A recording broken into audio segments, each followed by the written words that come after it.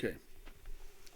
Welcome back to Super Sentai Review, episode number 206.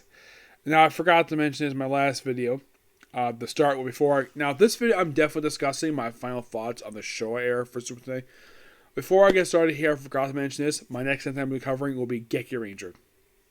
Yes, the Sentai used for Jungle Fury. That's not good. Okay. Now, my final thoughts on the Showa era of Super Sentai. It's a very interesting era to go through. I mean, the first obvious one is part of the show. I mean, you could say that Go Ranger and Jack is kind of part of this era, but it's not classified as that. It's mostly part of the guy who created Super Sentai. It's created for his era. The show era officially started with Battle Trooper J, ended with Live Man. That was the last one because I consider the Live Man to be the last official Showa era series because, well, it started with the Showa era. Despite like halfway through it, it changed to Heisei era. I would probably say that Turbo Ranger was the first full Heisei era series from start to finish. It was the first one to do that. Yeah.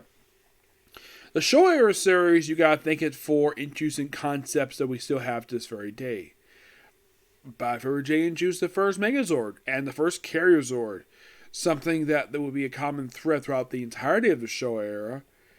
I don't know if it'll be there for Turbo Ranger per se. I haven't watched Turbo Ranger yet, or 5-Man. But for part of the Showa, basically they introduced that. Though when they had this one pop up in that one and in Dynaman, it was a one-piece Megazord. It wasn't like in multiple pieces. That didn't start happening until Sun Vulcan. And the problem I had with the Sun Vulcan Robo was they didn't have the three cockpits merged into one. They didn't do that.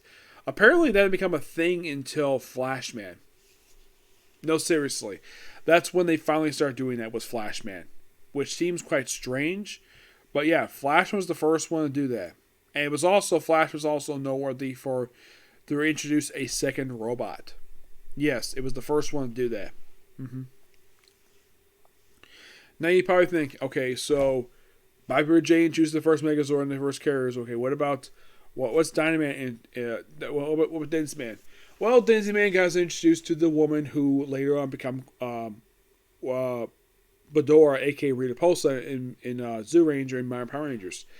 Introduced that character. Let's see, Sun Vulcan, the first multi-piece one. Dynaman. Well, Dynaman, I had the one, not Dynaman, Gogo V. It did bring back now. Sun Vulcan knowledge used the 3-part Megazord. It was also the first of 2 in a row where the Megazord is piloted by 3 people. Yeah, it's a 3-part Megazord, and it had 3 people in the air. 2 are stuck in the Carrier Zord for reasons. Yeah, I thought that was a big weakness for Gogo V. Dynaman was the first one to actually have where you actually had 2 people in the cockpit. It was the first one to do that. And from what I can tell, in the case of this, in the case of Bio-Robo, it was similar. But that one had that one had 2 people in cockpit, and like 3 people in another one. This one had 1, 2, 2.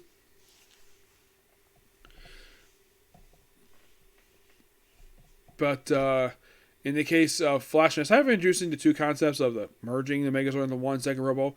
Not a lot was introduced with Flashman, aside from the fact that more alien stuff, though it got beautiful special effects. In the case of Maskman, well, was anything really new introduced with Maskman? Not really, no. Though was second time they actually had a new suit that was complete. It was a complete original suit, and I kind of liked the Maskman suit. I thought it was really cool. And Live Man, I liked that one because it aired the same year I was born. It was the first one to be... That one was noteworthy for 2 things, per se. It was the first one to have 2 Megazords. It was also noteworthy to introduce the concept of bringing more Rangers in. First time they used that concept since, Jack. Yep. But if you want to think of basically the one with the war special effects, it's Gogo V. That one is noteworthy for having the war special effects. It looks so cheap. The fact that it looked like it basically ran out of money from the start.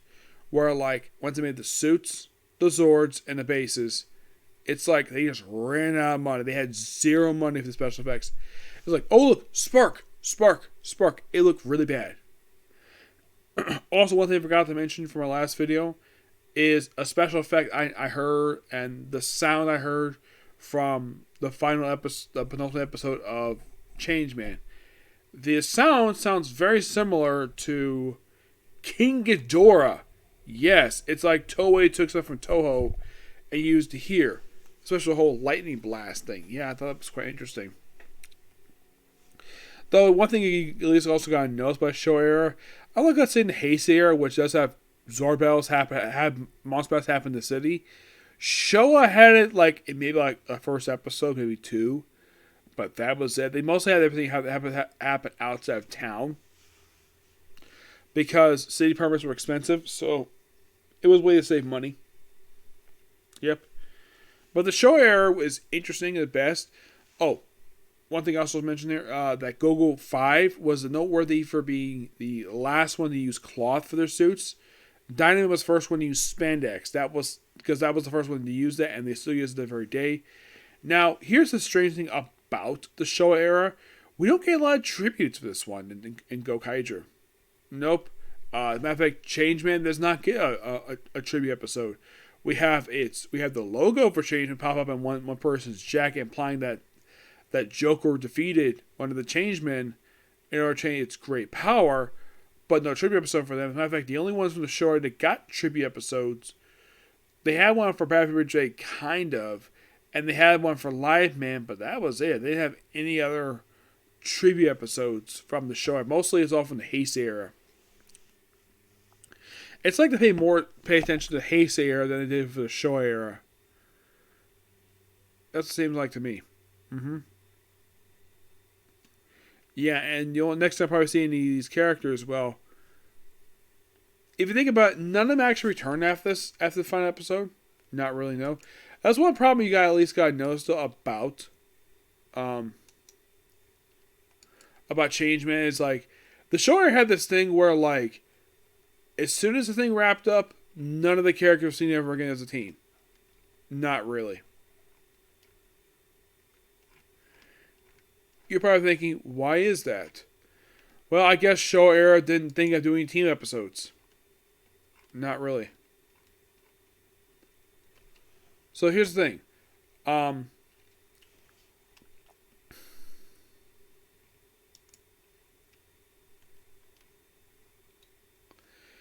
Change Griffin would pop up a couple more times after this one.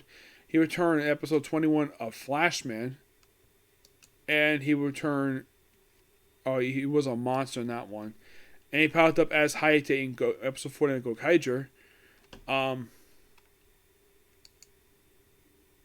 The Change Dragon, the Red Ranger of the team. He pops up in one episode, Jetman. And then basically he appears in stock footage. The origin, I think he was the Black Ranger. Yeah, he basically...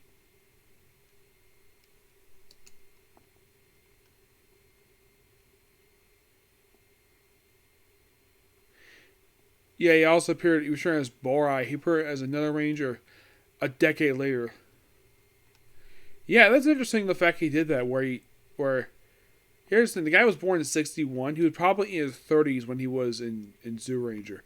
Yeah, it's something the actor would come back for that, but yeah, he wouldn't do very much. And here's something might quite interesting though.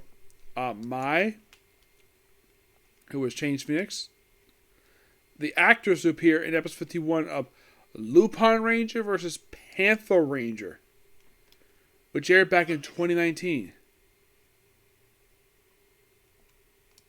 You thinking, really? Yeah, really.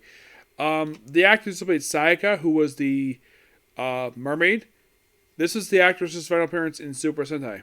Yeah, her last appearance. She never appeared in Sentai after this. Nope, not really.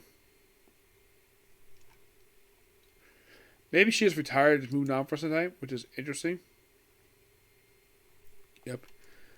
But what about some of the other actors? Well, the Chief, despite he never appeared again after this one. Yeah, that's a weird thing about the one thing you also got noteworthy about the Showa era is that their mentors only appeared just in their respective series. They never returned after this one. I would probably say the first one to ever return after the series wrapped up I can think of was probably for O Ranger. That was probably the first one to do that. Yep. But yet, not much else to say about the Showa era of Super Sentai. It's an era worth checking out if you're interested in Super Sentai. Okay, so that's the episode review. Next episode is going to be a comic corner, and then it's now. I will report this. There'll be no My Hero Academia review today because there's no My Hero Academia double release today. No new chapters. So that's going to be skipped this week. So first anime is going to be Wakadiwa Square Emicon, and then after that it's going to be One Piece. Okay, next video. Bye.